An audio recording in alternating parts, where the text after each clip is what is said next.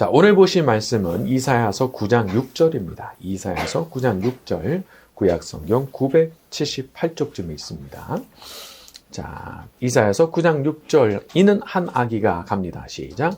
이는 한 아기가 우리에게 낳고 한 아들을 우리에게 주신 바 되었는데 그의 어깨에는 정사를 메었고 그의 이름은 기묘자라 모사라 전능하신 하나님이라 영존하시는 아버지라 평강의 왕이라 하심이라. 아멘. 이는 한 아기가 우리에게 낳고, 전능하신 하나님께서 이 땅에 메시아를 보내시는데 그 메시아가 아기의 모습으로 우리에게 오셨죠. 이 아기라고 하는 것은 얼마나 연약하고 부드럽고 작고 예쁜 존재입니까? 그런데 그런 아기의 모습으로 이 땅에 내려오셨다는 그 사실이 참 우리가 볼 때 기이한 일이다 생각이 드는 거죠. 하나님께서 인간 세상을 구원하시는 방식을 한번 보세요. 칼로 구원하시는 게 아니에요. 창으로 구원하시는 게 아니에요. 작고 연약한 아기가 태어나게 하시는 그 방식으로 구원의 역사를 시작하셨거든요. 여러분, 하나님께서 우리를 곤경에서부터 구하실 때도 마찬가지의 방식을 쓰시는 경우가 많습니다. 이해가 안 되는 방식. 이렇게 작고 이렇게 연약한 아기가 태어나는 게 무슨 방법이 될까 싶은데 하나님께서 그런 방식으로 일을 이루시는 경우가 너무 많은 거예요. 하나님께서 온 인류를 구원하시는 그 일도 이렇게 작고 연약한 아기가 태어나게 하는 그런 방식으로 그 일을 이루셨다면 우리의 삶에 혹시라도 이렇게 작고 연약한 아기가 태어나는 것 같은 그런 일이 생긴다고 할 때 여러분 그거를 우습게 생각하면 안 되는 거예요. 그 일로 인해서 이제 어떤 일들이 벌어지게 될지는 모르기 때문이죠. 열왕기상 19장에 보게 되면 엘리야가 낙심해 있을 때 먼저 하나님께서 크고 강한 바람이 확 지나가게 하시고 그 다음에는 지축을 막 흔드는 지진이 일어나게 하시고 그 다음에는 모든 걸 그냥 다 태워버리는 그런 큰 불이 일어나게 하셨는데 거기에 여호와께서 계시지 않더라 이렇게 되어 있어요. 그리고 나서 작고 세미한 음성이 들리는데 거기에 여호와께서 계셨다라는 말씀이죠. 우리는 기대할 때 그냥 막 모든 걸 그냥 다 때려 그냥 부셔버리는 그런 큰 바람이 오길 바라고 모든 걸 다 흔들어 놓는 그런 그냥 지축을 흔드는 그런 지진이 일어나길 바라고 모든 걸 다 태워버리는 그런 불이 일어나기를 바랄지도 모르지만 하나님께서는 작고 세미한 음성이라는 이게 뭐지 싶은 그런 형식으로 그런 방식으로 당신의 일을 시작하실 수 있는 거예요. 그래서 이것이 어떻게 일이 벌어질지 모르기 때문에 그 작은 징조가 있을 때 미리 감사해야 돼요. 미리. 하나님께서 어떤 일을 행하실 때 그 작은 징조가 먼저 생겨나거든요. 근데 그걸 작다고 무시할 게 아니고 이제 기대감을 가져야 되는 거예요. 하나님께서 과연 어떤 일을 행하실까 제가 기대하고 있습니다. 놀라운 일이 반드시 벌어지게 하여 주시옵소서.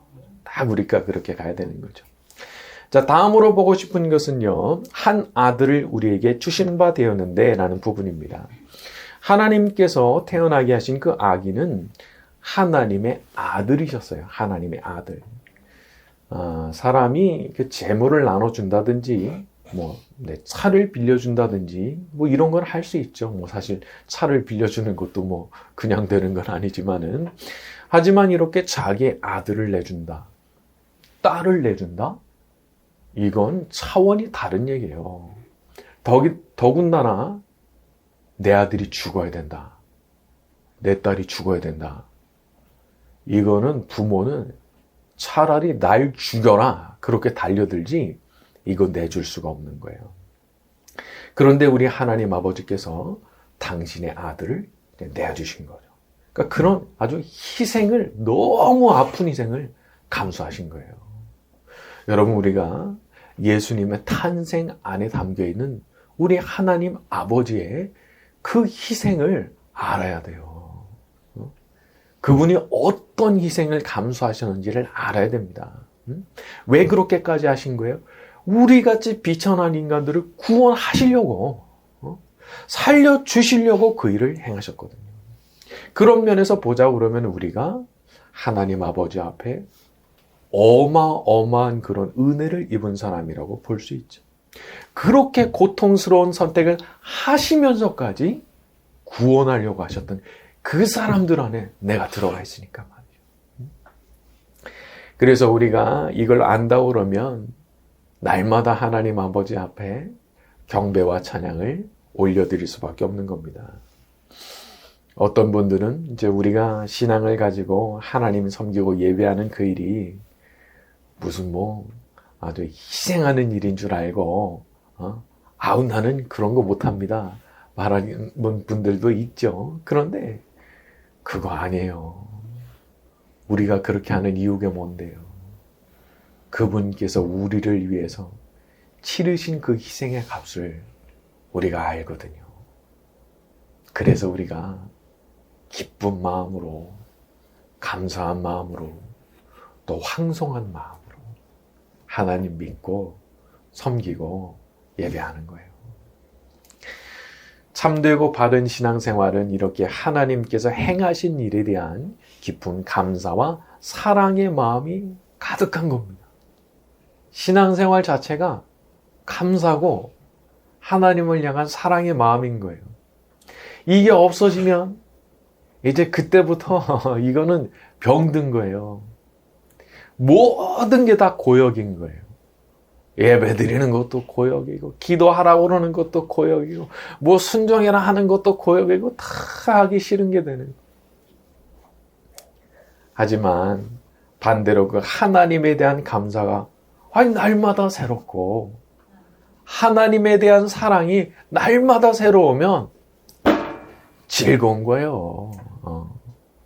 나는 예배가 좋은 거예요. 나는 기도가 너무 좋은 거예요. 하나님과 동행하면서 산다는 게 너무 좋은 거예요. 여기에 즐거운 신앙생활의 비결이 있는 거죠. 자, 그 아들을 우리에게 내려주신 성부 하나님의 희생과 사랑을 기억하고 날마다 감사로 살아가는 저와 여러분이 되기를 바랍니다. 자, 다음으로는 그의 어깨에 정사를 메었고 라는 부분입니다. 여기 정사라고 번역이 된 단어는 다스림, 통치 혹은 정부를 뜻하는 단어예요. 그래서 새번역 같은 경우는 정사를 메었다라는 이 부분을 통치자가 될 것이다 이런 식으로 번역을 하기도 했죠.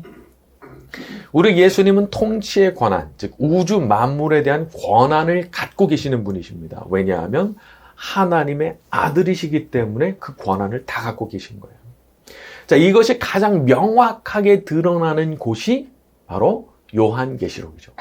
그 요한계시록 1장을 보게 되면 예수님께서 가슴에 금띠를 띠시고 머리와 털이 흰 양털 같고 눈과 같고 또 오른손에는 7별을 붙잡고 계시고 입에서는 좌우에 날선 검이 나오고 그리고 빛난 주석 같은 발을 갖고 계시고 얼굴은 해가 힘있게 비치는 것 같더라. 딱 그런 묘사가 나오거든요. 그러니까 우리 예수님께서 갖고 계시는 그 신적인 영광이 아주 가감없이 그대로 드러나는 것이 바로 요한계시록이라고 볼 수가 있는 거예요. 세상에는 분명히 우리의 적들이 존재합니다. 특히 보이지 않는 적들, 영적인 원수인 사탄과 그 수하에서 활동하는 그 악령들이 있죠. 그런데 그 모든 것들을 그 자리에 그냥 굴복시킬 수 있는 분이 계시는데 바로 우리 예수님이신 겁니다. 복음서에도 보세요. 귀신들이 먼저 알고 막 기겁을 합니다. 예수님 가실 때 그냥 앞에 달려와서 절하기도 하고 나한테 나가라고 하지 마시라고 난리를 치기도 하고 그러죠. 세상에는 힘으로 하지 않으면 안 되는 일이 있는 것 같아요. 그러니까 좋은 말로 해서는 이게 안 되는 것들이 있어요. 그러면 그런 것들은 어쩔 수 없이 힘을 동원해서 강제로 하게 만들 수 있는 그런 능력이 있어야 되는데 그것이 뭐 보이는 세력이든 보이지 않는 세력이든 그 모두를 한 손에 딱 쥘 수 있는 분이 계시는데 바로 우리 예수님이시라는 거죠. 그래서 우리 그리스도인들은 자기 힘으로 싸우려고 하진 않아요. 내가 막 억지로 쥐어짜내가지고 싸우려고 하지 않아요. 다만 기도하는 거예요. 어깨에 정사를 메고 계시는 주님 앞에 엎드려 간구하는 거예요. 여러분, 내가 직접 싸우는 거, 그리고 내가 나 혼자의 독단으로 막 싸우려고 덤벼드는 거, 그거 어리석은 거예요. 그거 진짜 자기 자신도 너무 고생이 많고, 또 한편으로는 그렇게 싸움을 진행해 나갈 때 생각하지 않았던 부작용들이 막 생겨납니다. 그래서 일단은 그런 거는 이제 그렇게 함부로 싸움 거는 게 아니고 일단 우리는 기도하는 거예요. 기도하는 거. 우리 예수님께서 직접 나서셔서 예수님께서 처리를 하시면 깔끔합니다. 부작용이 없는 거예요. 내가 자꾸 덤비면 문제를 너무 많이 만들어요. 제가 보다 보니까 사람이 살면서 안 좋은 일들 경험하잖아요. 그러면은 참 사람이 복수심에 불타게 되는 것 같아요. 별로 유익이 없는 거예요. 그리고 하나님께서 기뻐하시지도 않아요. 사실은 그 10년 전, 20년 전 그 묵은 거를 끄집어내게 하는 게 그게 누굴까? 그거는 거의 10중 8구 악한 영들이 그 끄집어내게 하는 거거든요. 덮고 갔어야죠. 10년 지났으면, 몇 년 지났으면 덮고 가는 게 나은 거예요. 그런데 굳이 그거 끄집어내서 그 싸움을 시작했을 때 골치 아파지는 거예요. 골치 아파지는 거. 더군다나 문제는 하나님이 기뻐하시질 않아. 그러니까 이건 뭐 앞으로도 못 가고 뒤로도 못 가겠는 거예요. 절대 그런 실수를 하면 안 되는 거예요. 여러분, 우리가 전능하신 주님 앞에 엎드려 기도하고 이 문제 해결해 주십시오라고 하는 거 믿음 필요한 거예요. 믿음. 믿음 있으면 기도하고요. 이거 기도로 해결된다? 믿으면 기도하고요. 안 믿기면 기도 안 하는 거예요. 믿음 없어요? 그 사람 기도 안 해요. 그러나 반대로 믿음이 있다면 생명 걸고 기도하는 거예요. 생명 걸고. 제가 기도 잘 안 되면은 밥 먹지 말고 기도하라 말씀드렸죠? 그런 거 하는 거예요. 그냥 새벽 막 3시에 일어나 버리는 거예요. 아니면 잠 안 자. 1시고 2시고 3시고 그때까지 앉아서 혼자 방 안에 있는 거예요. 그런데 그런 일을 통해서 얼마나 놀라운 일이 벌어지는지 그 맛을 보면 이제는 그런 식으로 싸우려고 안 해요. 주님이 해결해 주시면 제일 깔끔하게 해결되는데 내가 뭐하러 싸워요? 필요 없단 말이죠. 다윗의 숙적이었던 사울왕이 죽을 때 다윗이 죽인 게 아니죠. 다윗이 칼로 죽인 거 아니에요. 하나님께서 그냥 해결하신 거예요. 다윗은 손도 안 댔어요. 우리가 꿈꾸는 방식이 그런 거예요. 모든 주권을 가지신 주님 앞에 엎드릴 때 우리 주님께서 우리의 숙적들에 대해서도 같은 일을 이루어 주실 줄로 믿습니다. 자, 다음으로 보고 싶은 것은 평강의 왕이라 할 것임이라 하신 부분이에요. 자, 이 부분을 이제 영어 번역들은 평강의 왕, 요것을 이제 프린스 오브 피스 이렇게들 번역을 해요. 그래서 어떤 분은 여기서 프린스를 보면서 이게 당시에 이방 신들이 등장하는 그런 세계관에서 보면은 이게 상당히 이채로운 모습이다 그렇게 말을 하기도 하더라고요. 왜냐하면 그 신화적 세계관 안에서 보게 되면은 이 왕의 아들들, 이 프린스들이 아주 문제 덩어리들이거든요. 골치 덩어리네요. 어딜 가나 문제를 일으키는 것들인데 여기 나오는 프린스는 평강을 가져다 주시는 분이라는 거죠. 그래서 이게 참 이채롭다 그렇게 말하는 걸 봤어요. 여러분, 우리 예수님은 우리에게 평강을 가져다 주시는 분이십니다. 요한복음 14장에 평안을 너희에게 끼치노니 나의 평안을 너희에게 주노라. 내가 주는 평안은 세상이 주는 것 같지 아니하니라. 너희는 마음에 근심하지도 말고 두려워하지도 말라. 여러분, 우리 예수님께서 믿는 우리가 근심하거나 두려워하거나 이거 원치 않으시는 거예요. 아멘. 근심하거나 두려워하거나 원치 않으신다는 거예요. 예수님께서 우리한테 평안을 주시겠다고 해서 하셨잖아요. 그것도 세상이 주는 것 같지 않은 내가 그런 평안 줄 거야 말씀하셨는데 안 받아들여요. 그러면 이거는 거의 불순종에 가까운 거예요. 내 꼴로 받아들여야죠. 그러면 도대체 이런 거를 어떻게 해야 되냐 말이에요. 제가 이런 생각도 들었어요. 우리가 놀이공원 같은 데 가면은 안전바 이런 거 내려오는 거 있잖아요. 또 안전벨트 이런 거 있잖아요. 저도 그런 걸 잘 못하는데 가만 생각을 해보니까 야, 이게 풀릴 리가 없지 라고 믿으면 즐길 수 있는 것 같아요. 근데 이게 이거 올라가면 어떡하지? 풀리면 어떡하지? 덜덜덜덜 떠는 거더라고요. 그런데 그와 같아요. 믿음이 딱 생기면 마음이 평안한 거예요.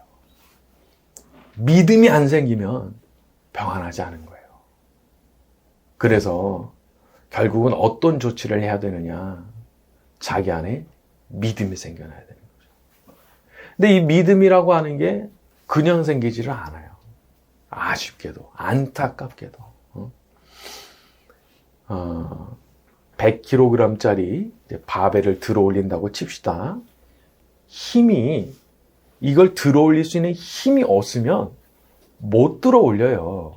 이건 안 되는 거예요. 믿음을 내 걸로 딱 가지려고 하면 힘이 있어야 되잖아요. 이거 기도밖에 없어요. 얼마나 기도하느냐. 그게 이걸 결정합니다. 특히 우리가 날마다 드려야 되는 기도 중 하나가 믿음 달라는 기도예요. 믿음 달라는 기도. 저도 맨날 기도하는데요. 저도 맨날. 믿음을 주시옵소서. 믿음을 주시옵소서. 믿음을 주시옵소서. 믿음을 주시옵소서. 믿음 생기는 순간 평안해지니까. 내 기분이 달라지니까요. 내 정서가 달라지니까요. 여기까지 가야 되는 거더라고요. 평안을 주신다고 하셨잖아요. 그 안에 평안한 기분이 있는 거예요. 느긋해지는 기분이 있는 거더라고요. 정서가 바뀔 때까지. 자, 우리가 그렇게 기도할 때 우리의 정서도 반드시 달라지게 될 줄로 믿습니다. 자, 하나님의 아들이시오 어깨에는 정사를 매셨고 우리에게 평강을 주시는 왕이신 우리 예수님의 그 놀라우신 은혜와 축복이 지금 이 자리에 있는 모든 분들에게 임하게 되기를 예수님의 이름으로 축원합니다.